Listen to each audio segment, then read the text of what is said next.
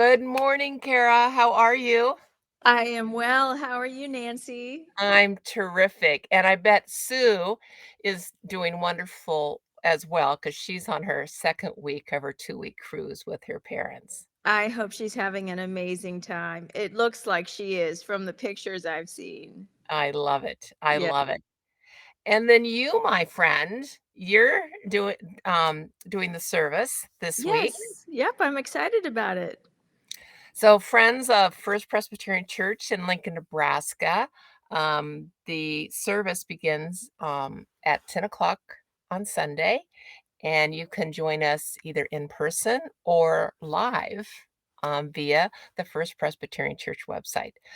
This conversation we call after the sermon, even though Karen and I record it before she delivers the sermon, but this That's too my coffee. thus your coffee. So, but what's fun is Kara sent me her sermon, and so then then I have questions. Yep. So, Kara, you talk about the story of doubting Thomas. Let's Yep. talk about doubt. Like, what's the purpose of doubt? I see doubt as a very important part of our faith journey because I believe that most, if not all, people have doubt at some point or several points in their faith journey. And what I think doubt does is it helps us to say, okay, maybe I'm not as connected to God right now as I should be. Maybe I'm being a little too, focused on my own wisdom and my own gifts and strengths. And I've lost that connection of God within each one of us. And so I think doubt is a reminder that we need to go back and say, hey, God, I'd like you to be at the heart of these thoughts, and I'd like you to show me the way forward.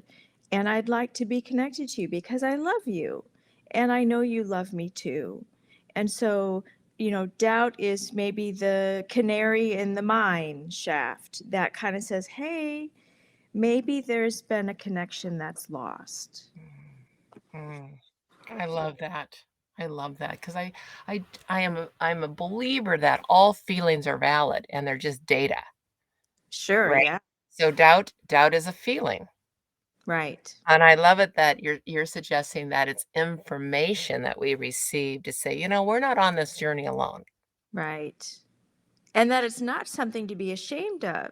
It's something to be embraced because it helps us. It's a tool that kind of allows us to evaluate where we're at right now Mm, on our faith journey, and so it's a beacon of sorts that kind of guides us. mhm. I love that. Um, two two friends of mine, we all live in different kind of parts of the world, and um, we're we're doing the daily practice that Marianne Williamson has called a year of miracles. And so every day there's a little something we read and we text back and forth. Isn't that interesting? And yesterday's was interesting because it was like, God is the electricity and you are the lamp. Ooh, I like that. Isn't that good? And they're like, Yeah, you're not going to see the electricity, right, right? You're going right, to feel it, but you're not going to see it. And the right, and you need the lamp, which right. is us humans, Yeah, right? yeah. Bringing that energy into the world. God is the source of our power. Yeah. Yeah. So, next question. Well, we're gonna get to that power question in just a minute. You also bring up this topic of sin Mm-hmm. and the kind of missing the mark. Right. And, one of the things that helped me on my spiritual journey was to just realize whether this is true or not, it just helps me. It's like the original sin is that we're separate from God and Right. everything else. And so in that separation is sometimes a lot of suffering. Right. Um, and then and then we judge ourselves and others, Mhm. right? And I think Sure. that's kind of a formula of sin. But you talk about hitting or missing the mark, like when we sin, is it really that we're bad people, or we just miss in that moment of our life experience, we just weren't quite acting in alignment with love? Sure. First, I don't think we'll ever hit the mark in this world because we are imperfect, complicated, messy, emotional, irrational.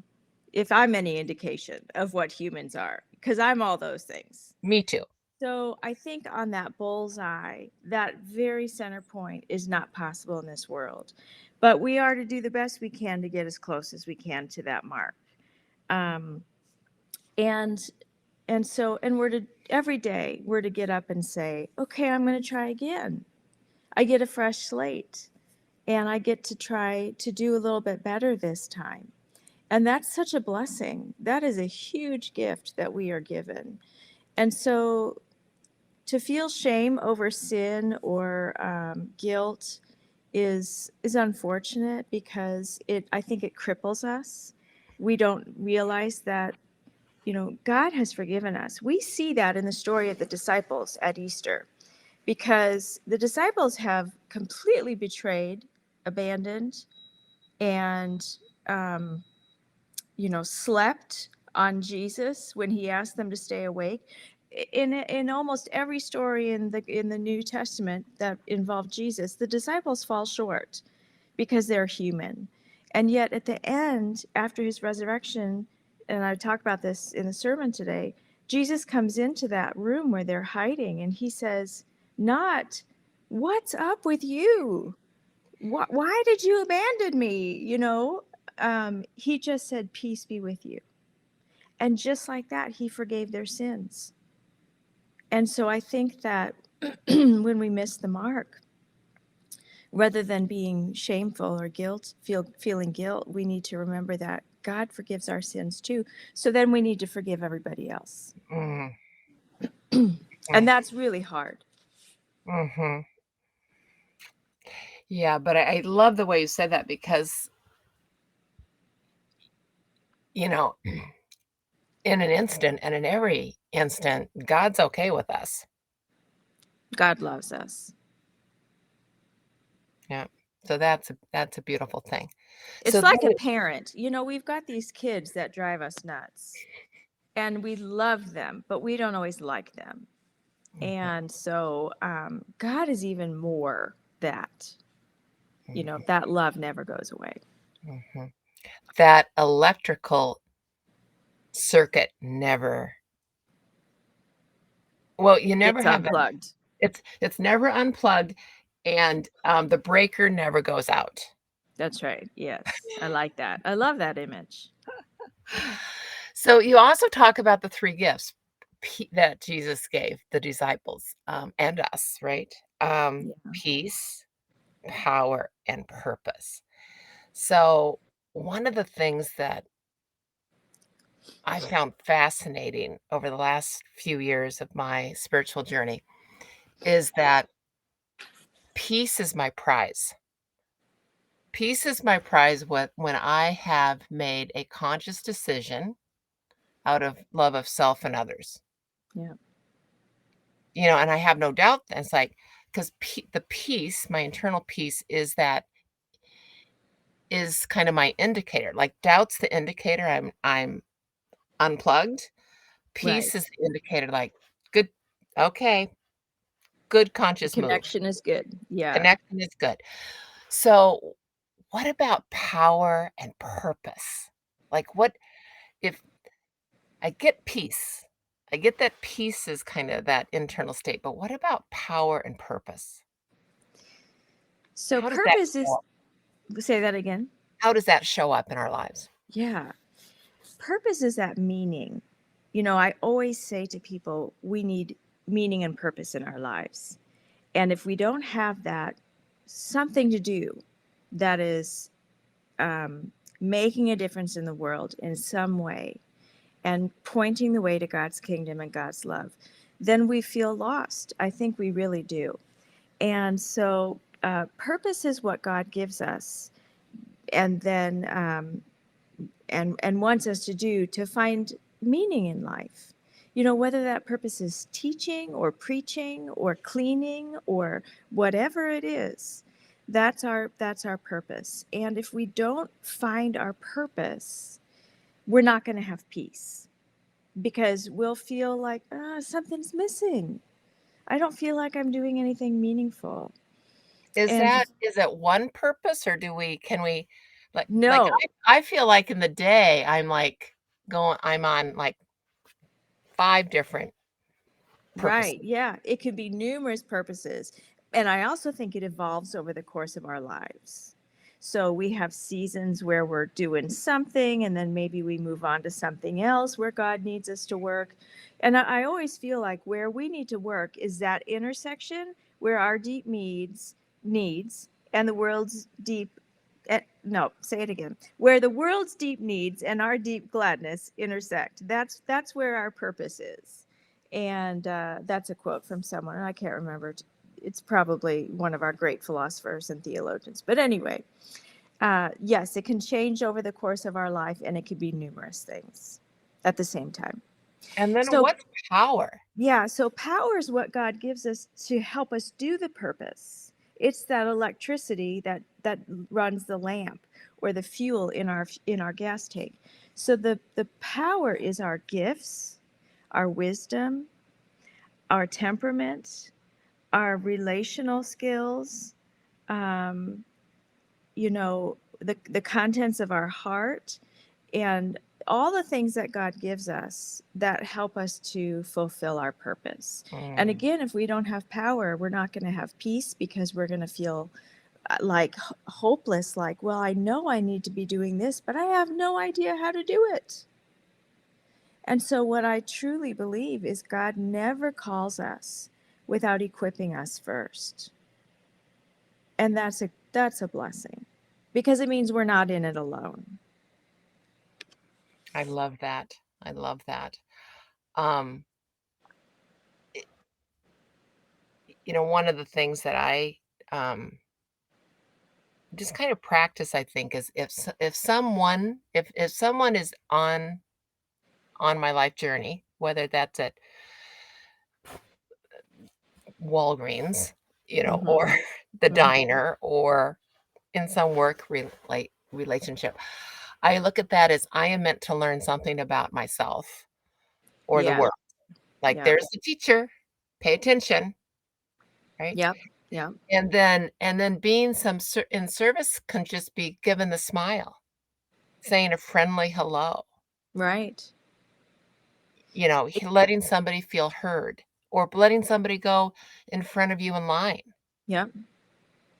Those are all purposes Mhm. that bless this world.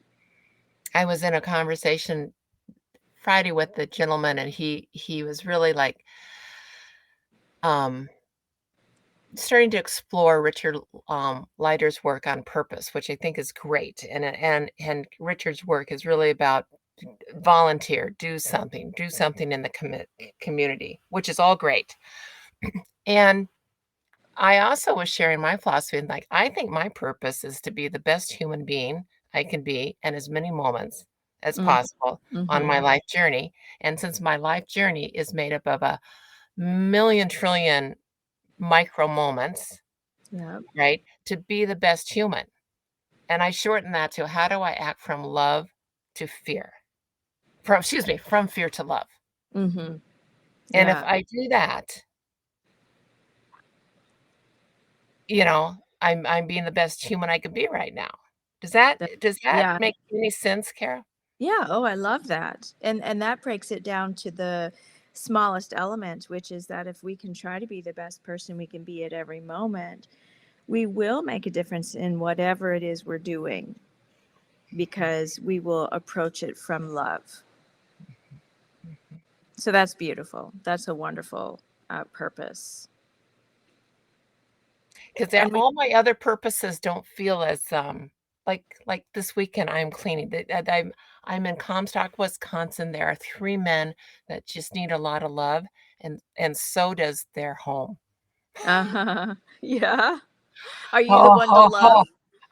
It's probably a 4-week job. It just everything needs a lot of love, but it feels like it's the right thing to do. Sure.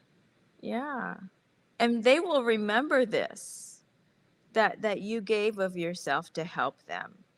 You gave of your time and your energy and your gifts to Mhm. help them do this task. And my only request of them was not to mess with my rubber gloves, because I will do any dirty job as long as I have I can do all things through my rubber gloves. Yes, yes.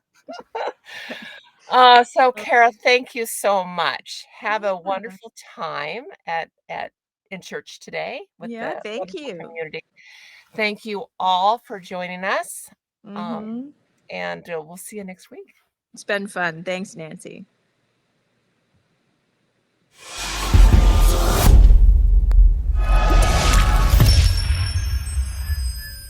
Thanks for joining us at First Presbyterian Church, where faith is nurtured, curiosity encouraged, diversity welcomed, and all are loved. Find out more about us at So fpclincoln.org.